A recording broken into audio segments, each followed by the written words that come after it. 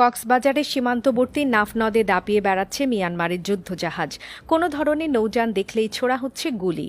এতে টেকনাফের শাহপরীর দ্বীপ ও সেন্ট মার্টিনের সীমান্ত এলাকায় সৃষ্টি হয়েছে আতঙ্ক। যুদ্ধজাহাজ অবস্থান করায় এক সপ্তাহের বেশি সময় ধরে এই নৌপথ দিয়ে সেন্ট মার্টিনে স্বাভাবিক চলাচল বন্ধ রয়েছে। এতে দ্বীপটিতে যাত্রী বা পণ্য পাঠানো যাচ্ছে না। বঙ্গোপসাগরের মধ্যে অবস্থিত ৮ কিলোমিটার আয়তনের প্রবাল সমৃদ্ধ দ্বীপটির 10,000 মানুষ পড়েছেন চরম দুর্ভোগে। কার্যত টেকনাফ থেকে বিচ্ছিন্ন হয়ে পড়েছে সেন্ট মার্টিন। দ্বীপে দেখা দিয়েছে খাদ্য সংকটের সঙ্গে প্রবাল দ্বীপের বাসিন্দারা প্রতিটি মুহূর্ত পার করছেন আতঙ্কে। এরই মধ্যে বুধবার মর্টার শেল ও ভারী গোলার বিকট শব্দে কেঁপে ওঠে সেন্ট মার্টিন। আকাশে যুদ্ধ বিমানের টহলে আতঙ্ক ছড়িয়ে পড়ে। মিয়ানমারের ভারী গোলা ও মর্টার শেলের শব্দে শাহপরীর দ্বীপ এবং সেন্ট মার্টিনে রীতিমতো কম্পন সৃষ্টি হয়। সীমান্তের ওপারের গোলাগুলির শব্দে নির্ঘুম রাত কাটান বাংলাদেশের সীমান্তবর্তী বাসিন্দারা। দ্বীপের কয়েকজন বাসিন্দা জানিয়েছেন সেখানে তারা বন্দী হয়ে আছেন। জানা গেছে মিয়ানমারের মোংডু, বুথেডং ও রাথেডং এর কয়েকটি গ্রামে আরাকান আর্মির সাথে দেশটির সেনাবাহিনী তুমুল সংঘর্ষ চলছে। টেকনাফ উপজেলার হুয়াইকং থেকে শাহপরীর দ্বীপ পর্যন্ত 54 কিলোমিটার নাফ নদে বিজিবি ও বাংলাদেশ কোস্ট গার্ডের সদস্যরা দিনরাত নদী ও সীমান্ত সড়কে টহল বৃদ্ধি করেছে।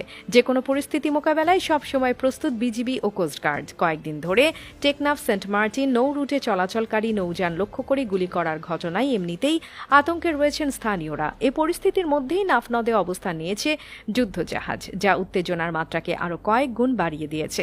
নদীর ওপারে মিয়ানমারের রাখাইন রাজ্যের সশস্ত্র বাহিনী ও বিদ্রোহী আরাকান আর্মির সাথে সংঘর্ষের মধ্যে নাফনদ ও বঙ্গোপসাগরের নায়কখং দিয়া পয়েন্টে যুদ্ধজাহাজটি অবস্থান নেয়।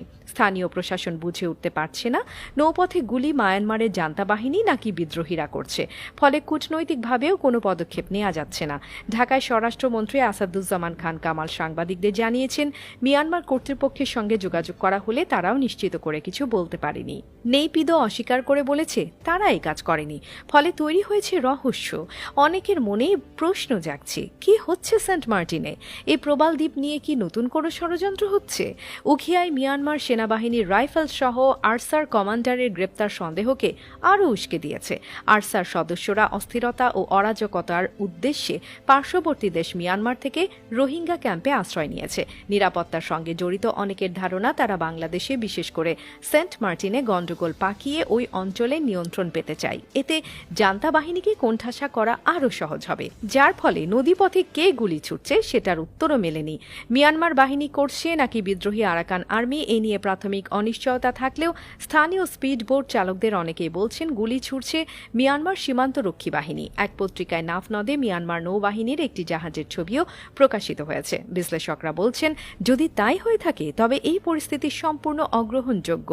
দেশের দুটি স্থানের মধ্যে যাতায়াত করতে গিয়ে কেউ পাশের দেশ থেকে আক্রান্ত হবে, এটা নিঃসন্দেহে সার্বভৌমত্বের উপর আঘাত।